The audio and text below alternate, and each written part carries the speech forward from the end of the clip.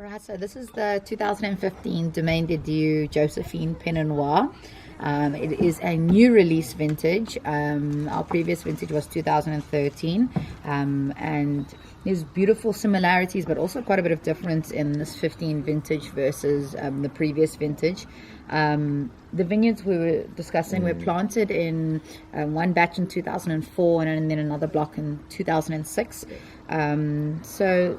Yeah, they're bordering, this vintage specifically, vineyards are bordering 10 years, so we're starting to get that maturity in the vines, and we really are starting to see that complexity coming through from the vineyard to the bottle.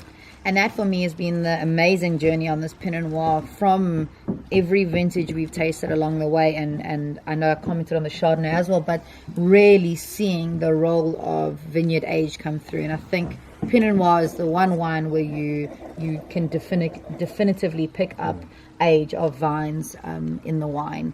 And the previous vintage had 13 had a little bit more, we were saying, forest floor, a little bit more sort of that dried tobacco coming through, whereas this for me is got a really forward palate presence, a beautiful palate weight, and quite a bit more fruit. But I definitely think as a wine that with a two, 3 more years is starting to will develop those more tertiary aromas of a little bit more forest floor, sort of mushroom, tobacco. Yeah. No, I agree.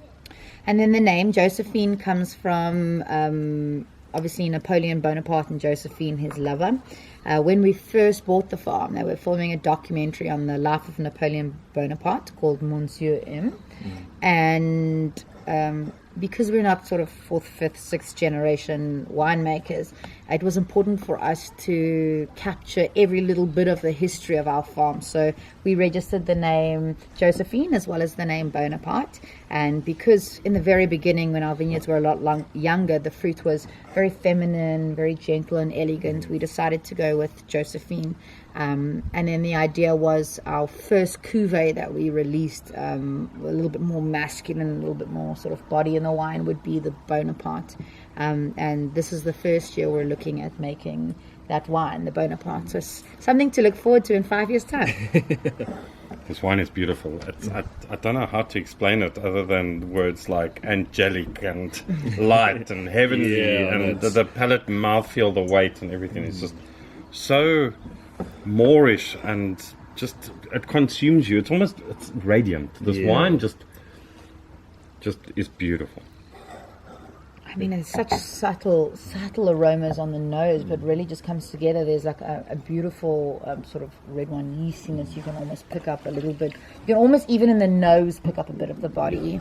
And then really apparent and forefront on the palate, but still elegant and finesse. Exactly. Like it never in any way feels or ever feels to me like it hasn't had enough time for the wood to integrate into the wine. Or but I think the wooding regime is very similar in the Chardonnay, where we don't try to put too much onto it. We want the fruit to really be the show of the wine, and to bring that forth and use that oak more to balance the wine out. Yeah, it's 1 month longer, so it's 10 months in barrel and slightly more wood than the Chardonnay. So you're looking sort of closer to a third new French oak as opposed to a quarter new French oak.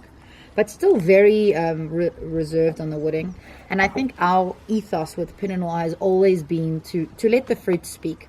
If we have a harvest where, it's particularly fruit-driven Pinot Noir, that's a reflection of the harvest, and that's what we're going to go with. We'll never overly manipulate the wine in the cellar to create something that it's not. And I think that's why it's always exciting if you can taste through a vertical from our 2009 maiden vintage of the Pinot Noir till now. It really tells its own story of our journey with Pinot Noir and our journey with it. And I think that's exciting. That's what makes winemaking exciting and what you really want to be involved with. Yeah.